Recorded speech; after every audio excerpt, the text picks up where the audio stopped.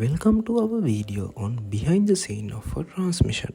First, let's understand the scenario. Here we have a server computer and over here we have a client computer. There are several routers between them and you can see the connection between the server and the client using these routes.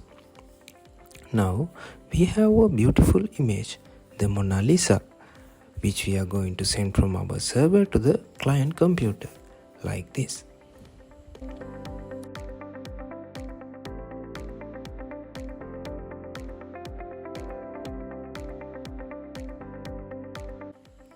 Seems like a simple scenario, right? But actually there's a complex process going on beneath this. For example, our image takes the path through R1, R2, R6 and R8, the blue path. How did it choose that path? How is that route determined? In addition to choosing the path, there are other processes at play, like fragmentation, ARP requests and replies, and many more. We are going to walk you through these procedures, starting from the client side's request. Let's take a look at what happens there. This is the TCP header. We assume that the TCP protocol is being used. When a client sends a request to the server, we must first complete the three-way handshake. So the client's computer sends sync to the server and then the server responds with the sync ACK so that data could be sent. So here is the application data that the clients requested for that image. To this data, TCP header will be appended. This is the IP header. So the next IP header will be inserted. The next Ethernet header will be added. The data will be sent to the server via the network layer protocols and the data link layer protocols.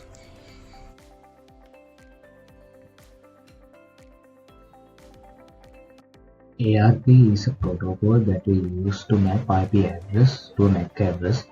When a device needs to communicate with another device on the same network, it uses ARP to find MAC address of the destination using known IP.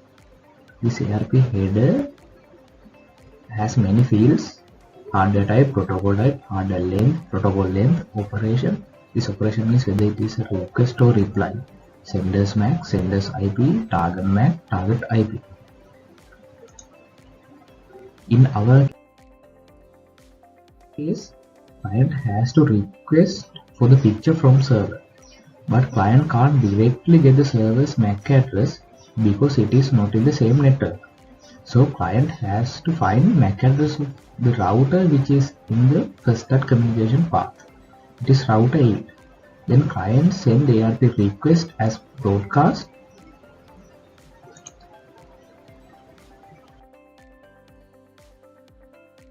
And the router 8 will reply to it. Then after getting router 8 MAC address,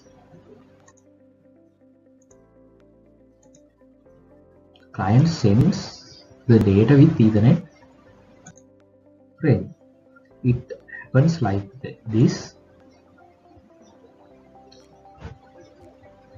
This happens in all over the communication path. Then after router 8 gets the message, then router 8 will ask for the router 7's MAC address. After router 7's reply, then router 8 will send data to the router 7. Like that, router 7 sends to router 4, router 4 sends to router 2. Like that, it happens all over the path. Finally, our request goes to router 1. The router 1 asks for the MAC address of the server. The router 1 sends broadcast ARP request to the server and server replies to it with the server's MAC address. Then after the reply,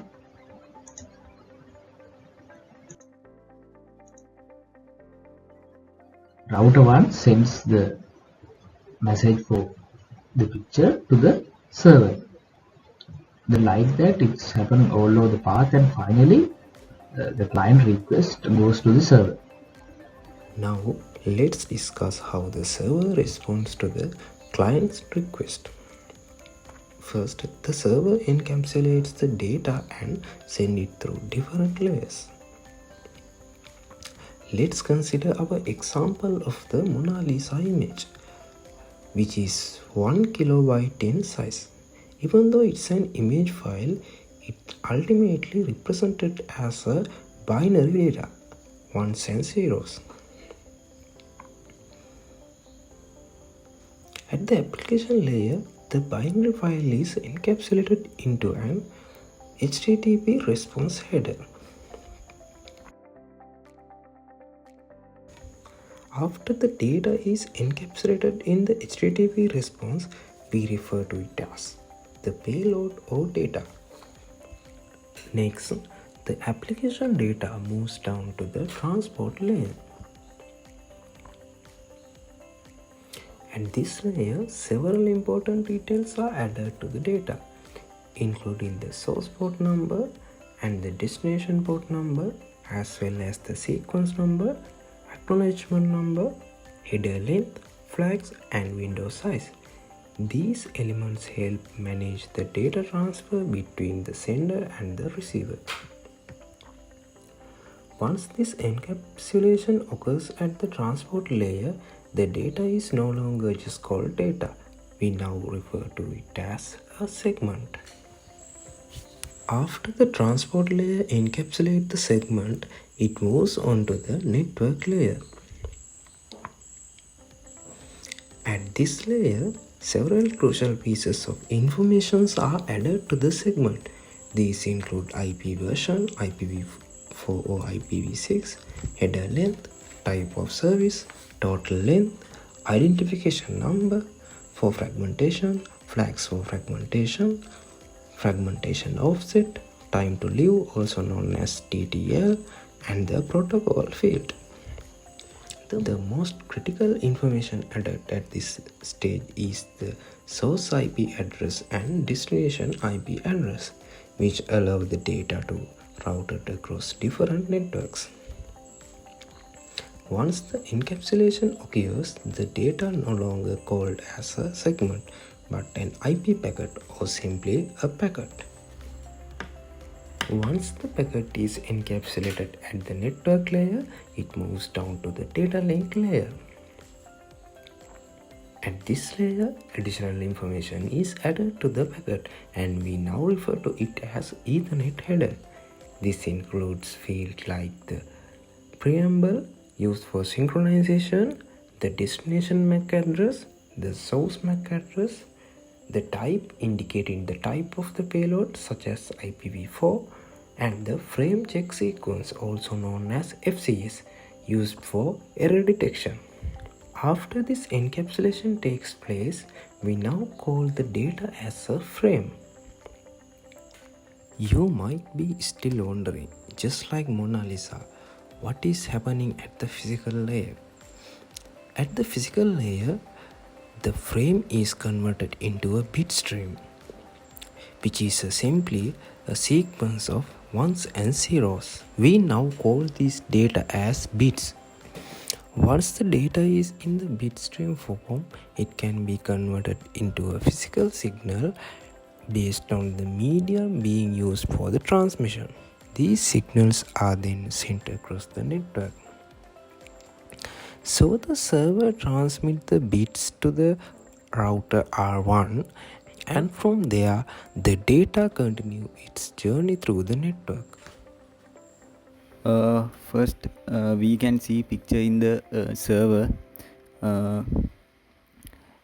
Then picture goes to server to router 1. In here, router 1 Ethernet header, we can see the destination MAC address is router 1 address, and source MAC address is server MAC address. In here, once router 1 receive the packet it change this address when forwarding the packet to router 2. Now new source address, in here we consider router 1 to router 2, then new source address, source MAC address is router 1, and new destination MAC address is router 2. In here we can see it.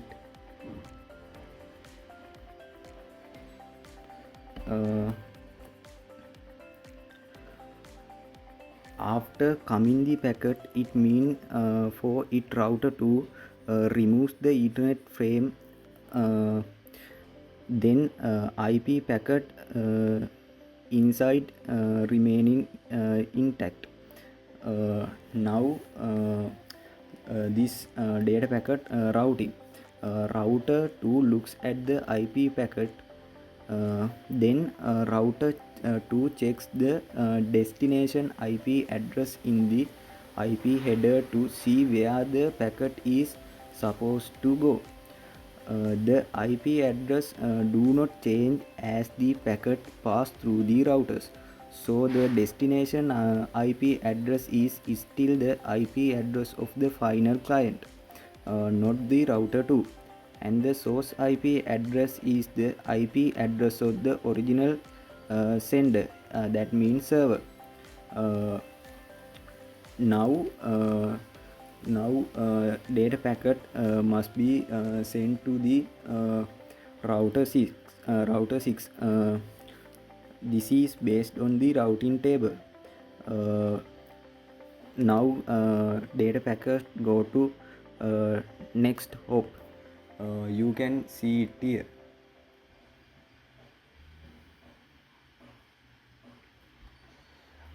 In router 6 we can see destination MAC address is router 6, and source MAC address is router 2. Then packet doing same process in the router 2, then packet goes to router 8.